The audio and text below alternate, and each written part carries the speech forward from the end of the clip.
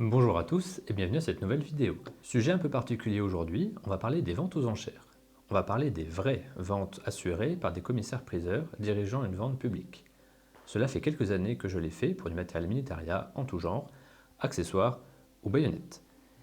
La baïonnette d'Arisaka que voici a été acquise il y a 2 ans via une enchère en ligne, c'est celle qu'on voyait sur l'Arisaka type 99. Mais également celle-ci, une baïonnette de Mauser argentin pour mon 1909 cavalerie. Aussi pour rappeler que je n'ai pas que du russe, mais pas mal d'armes de toute provenance et d'époque. Plus récemment, j'ai commencé à acheter des armes via ces ventes et j'attendais enfin la réception d'une arme achetée il y a quelques semaines pour faire les 2 vidéos sur ce thème. Et d'ailleurs, on la déballera ensemble. Et dans la deuxième partie, on fera une vente en présentiel avec peut-être du déballage de ce que j'aurais pu ramener. Avant de rentrer dans le vif du sujet, je rappelle que je ne suis pas professionnel du milieu, mais avec les quelques ventes que j'ai fait, je vais essayer au mieux de vulgariser le sujet. Alors, pourquoi acheter ces armes, baïonnettes et autres accessoires militaria aux enchères? Pour les mêmes raisons que l'on aurait à acheter une voiture, de l'art, du matériel de cuisine, bref, le prix et l'offre parfois originale que l'on peut avoir. Commençons par l'offre. Cela peut être des collectionneurs particuliers qui vendent, des héritages dont les successeurs n'ont pas d'intérêt à conserver les biens, des fonds de commerce d'armurerie ou encore des ventes judiciaires, c'est-à-dire des saisies issues d'affaires judiciaires dont le tribunal a décidé de la vente parce que ça prend la poussière dans les caves du palais de justice. Lors des ventes aux enchères, les commissaires-priseurs essayent autant que faire se peut de regrouper les armes par thème ou époque, mais très régulièrement, il arrive d'avoir des lots d'armes ou de baïonnettes au milieu de ventes qui n'ont rien à voir avec le militaria, au milieu de ventes d'art par exemple. Alors, comment se passe une vente? Tout d'abord, une maison d'enchères va organiser une vente après avoir constitué un catalogue de lots suffisamment fourni pour que ça tienne sur une bonne demi-journée, voire une journée complète. La maison d'enchères va constituer son catalogue via les objets apportés par des particuliers, d'éventuelles saisies dans le cadre de recouvrement de créances, le palais de justice qui a besoin de faire de la place dans ses caves, etc. Si vous êtes particulier, vous pouvez venir à des journées d'expertise, gratuites. Toutes les maisons d'enchères le proposent, ça permet à eux de constituer leur catalogue et la gratuité de l'estimation permet de faire venir un maximum de monde pour, pourquoi pas, tomber sur des perles rares. La maison d'enchères a un catalogue, une date a été fixée. Soit vous pouvez assister en présentiel à la vente, soit non, et dans ce cas vous pouvez enchérir via des plateformes en ligne, soit en live, soit en laissant un ordre d'achat correspondant au montant maximum que vous seriez prêt à mettre, et le commissaire-priseur fera le reste lors de la vente. Vous pouvez également demander à être appelé par téléphone au moment où le lot passe afin d'enchérir en direct. Maintenant, admettons que vous soyez tombé sur une vente avec un ou plusieurs lots qui vous intéressent. Comment faire? Première étape, demandez un maximum d'informations et surtout un maximum de photos. Encore aujourd'hui, trop peu de maisons d'enchères mettent suffisamment de photos, d'informations et il faut aller à la pêche aux informations. Faites des mails, demandez des photos, le maximum, permettant de voir les marquages, l'état de surface des armes, l'état des canons, des chambres. On trouve régulièrement des armes neutralisées selon d'anciennes méthodes type brochage. Si l'arme est en calibre d'origine, la présence de réparation, crosse enturée, métal rebronzé, etc. Si l'arme vous semble intéressante, reste maintenant à définir le montant maximal d'enchère que vous seriez prêt à mettre. Et là, ça se complique un tout petit peu. Pour faire simple, l'enchère que vous placez, si vous l'emportez, n'est pas le prix que vous paierez en tant qu'acheteur. Si vous remportez une enchère, soit l'adjudication, vous devez rajouter les frais de vente précisés systématiquement dans les conditions de vente et parfois des frais supplémentaires si vous passez par une plateforme en ligne par exemple type Interenchères ou Drouot. Ou encore, si c'est une arme classée en C ou B, les frais de contrôle FINIADA et l'enregistrement SIA. En général, les frais acheteurs tournent aux environs de 25%. Ils englobent majoritairement la TVA de 20%. Ils peuvent être plus bas si ce sont des ventes judiciaires ou encore les frais peuvent varier selon des paliers, par exemple 25% jusqu'à 5 000 €, puis 20% jusqu'à 10 000, etc.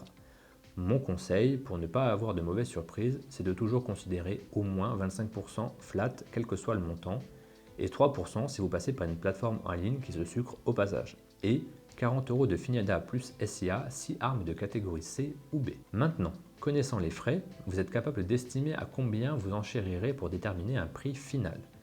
Et là, c'est à vous d'estimer si le risque encouru lors d'une vente aux enchères vaut l'écart de prix avec le marché.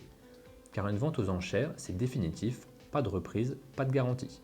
Et le prix du marché, c'est à vous de l'estimer, car sur certains objets, armes, whatever, quand ça court pas les rues, c'est difficile d'estimer un prix de référence. Résumons un cas pratique.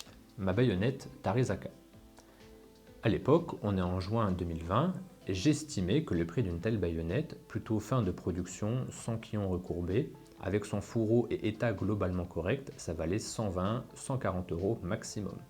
Micro aparté rajouté lors du montage, les prix depuis se sont envolés, vente aux enchères ou pas. Donc, en comptant les frais, mon enchère maximale serait d'environ 100 €. C'est le jour de la vente, le lot arrive, je suis derrière mon écran, je suis la vente en live via Interenchères et n'y voyez pas de publicité. Plusieurs personnes ont déposé des ordres d'achat avant la vente, le commissaire-priseur commence donc par un prix équivalent à l'offre déposée la plus intéressante. Exemple, Monsieur A a déposé 20 €, Monsieur B 30 € et Monsieur C 50 €. Certes, Monsieur C a déposé 50 € d'offre d'achat, mais c'est un montant maximal. Or ici, l'offre en dessous de la sienne étant de 30 €, le commissaire-priseur va faire démarrer les enchères à 35 €, permettant à Monsieur C d'être dans la course sans avoir à aller jusqu'à son enchère maximale. Le commissaire-priseur va annoncer « Nous commençons pour ce lot à 35 €. Et là, le processus usuel d'enchère commence. Quelqu'un va enchérir à 40 €. Monsieur C ayant déposé 50 € d'offre d'achat, le commissaire-priseur va immédiatement enchérir pour lui à 45 ou 50 €, puisqu'il était le premier à annoncer 50 €. Passé ce montant, tous les ordres d'achat ayant été consommés, seuls les acheteurs présents dans la salle, le live ou au téléphone pourront continuer à enchérir en direct. J'enchéris à 60, quelqu'un présent dans la salle met 70, je mets 80, la personne 90, je mets 100, un peu à contre-cœur, et ça s'arrête là. Personne d'autre n'enchérit. Après un rappel, le fameux une fois, deux fois, trois fois, le commissaire-priseur adjuge, Bibi a remporté le lot. Si j'avais été présent dans la salle, j'aurais eu la possibilité de régler directement mon lot et de repartir avec.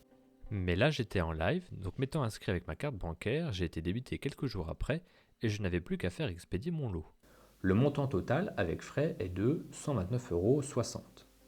Micro aparté, si j'ai enchéri à 100 € et payé in fine 129,60 €, le vendeur de la baïonnette, lui, ne touche pas les 100 € de l'enchère, mais les 100 € moins les frais vendeurs, qui sont en général dans les 15%, soit 85 € pour le vendeur, les 15 € allant à la maison d'enchères pour sa rémunération. Ok, j'ai gagné l'enchère, j'ai payé la totalité des frais, faut que je récupère maintenant ma baïonnette, dans le sud-ouest, moi étant en Moselle. Et c'est là que ça s'est gâté et que j'ai découvert le gros problème des ventes à distance, l'expédition. Les maisons d'enchères ne font pas l'expédition elles-mêmes, elles délèguent à des sociétés spécialisées ce travail. Ces sociétés sont principalement Mailbox, The Packager, etc. C'est un marché ultra intéressant pour elles, quasiment sans concurrence, et les prix, on va le voir, n'ont rien de doux. Je pensais naïvement que ma baïonnette allait me coûter au maximum 20 € à expédier, mais j'ai eu un seul et unique devis de 40 €, sans autre possibilité que de le régler, car pas d'alternative, et passé un certain délai, les maisons d'enchères facturent du gardiennage. On va me dire, mais pourquoi n'avoir pas demandé de devis avant ? Je l'ai fait, et encore aujourd'hui, je le fais avant chaque vente, et systématiquement, vous n'avez jamais de réponse. Mailbox, The Packager, toutes ces sociétés répondent en 30 secondes dès qu'elles ont un bordereau acquéreur sous les yeux, mais elles ne vous répondent jamais quand c'est une simple demande d'information, même pour savoir à 10 € près. Autre chose très discutable, c'est qu'à l'époque, j'ai reçu un devis, suivant l'envoi de mon bordereau acquéreur, précisant que l'envoi ne se fait pas par Colissimo, pour au final avoir un devis avec un envoi Colissimo largement surévalué au regard des dimensions et du poids réel de la chose. Certains me diront oui, mais c'est une baïonnette ancienne, c'est long quand même. Je vous rassure, les devis sont les mêmes avec des baïonnettes beaucoup plus courtes. Et histoire d'enfoncer le clou, on se dit bon, c'est cher, au moins ça va être envoyé rapidement. Nope. En fait, il passe une seule fois toutes les quinzaines, récupérer tous les lots réglés auprès des maisons d'enchères et vous l'expédie dans la quinzaine suivante. Ça a pris un mois. Et le pire, c'est que 40 €, ça va, on va le voir, j'ai eu largement pire. Et c'est avec le cas suivant. J'ai voulu tester début septembre de cette année l'achat d'une arme, cette fois. Une catégorie C. Donc j'ai visé une arme sans trop de prise de tête, pas trop chère. En regardant un catalogue, je tombe sur un Browning Auto 5 en calibre 16. Ça faisait quelques temps que je voulais un Auto 5, donc c'était l'occasion d'essayer. Et puis il avait un numéro de série assez bas, parmi les premiers fabriqués. Et les Auto 5 en calibre 16 étant en général moins recherchés, les prix sont plus bas. Allez, feu. Comme d'habitude, je demande plus de photos et d'infos à la maison d'enchères, ils répondent « nickel, ça a l'air d'aller ». Je contacte The Packager qui est cette fois la société d'envoi partenaire, j'appelle, j'envoie des mails, pas de réponse. Je me jette quand même à l'eau, histoire d'être fixé. Comme attendu, pour un auto 5 en 16, personne ne se bat pour l'avoir. Avec 100 € d'adjudication, je gagne l'enchère. Les frais sont réduits car vente judiciaire, un peu moins de 15% et toujours 3% par interenchère. Mais là, c'est une arme de catégorie C, il faut faire le contrôle FINADA et l'enregistrement SIA. Et ça, c'est 40 €. Donc 100 € d'adjudication, 14,28 € de frais, 3,60 € de frais interenchères et 40 € de frais d'enregistrement de l'arme, ce qui nous fait un total de 157,88 €. Et encore une fois, réponse immédiate cette fois de The Packager pour l'envoi, 79,20 €. Je gueule, mais comme j'ai pas d'alternative, je raque, soit un total de 273,08 €. On est début septembre, les semaines passent, je relance début octobre, toujours rien, je relance encore 2 fois pour finalement être livré que hier. On est fin octobre, quasiment 2 mois pour envoyer un fusil. Et si on résume, 57,88 € de frais plus 79,20 € d'expédition, ça fait 137,08 € de frais globaux pour une arme à 100 €. Et je me suis dit que c'était l'occasion de checker avec vous le colis reçu pour savoir si ça valait le risque ou pas. L'arme est bien protégée, c'est le minimum attendu au regard du tarif et du délai. Le reproche que je ferai sur la livraison, mais pas sur les livreurs eux-mêmes, c'est que le bordereau de livraison qui mentionnait explicitement le contenu du colis. J'aurais préféré quelque chose d'anonyme. Alors, je vais pas dire que l'arme déballée est conforme à ce qui a été annoncé par les commissaires-priseurs via leur « expert », entre guillemets, et c'est comme les voitures sur le bon coin. Une annonce qui dit « état correct, contrôle technique ok », faut comprendre que la voiture est une grosse merguez et ayant eu 15 propriétaires. Les armes aux enchères, c'est souvent pareil. Donc, comme diraient les anglophones, « lower your expectation ». L'arme était donnée pour bel état, propre. L'arme est très sale mais se révèle parfaitement fonctionnelle. Crosse et garde-main non cassés, réparés ou fissurés. Métal, tabac, le bronzage est parti en vacances mais rien d'étonnant pour une arme de 100 ans et qui devait être souvent utilisée à la chasse. Cela étant, ça reste correct en prenant en considération le combo état général, numéro de série, calibre, prix.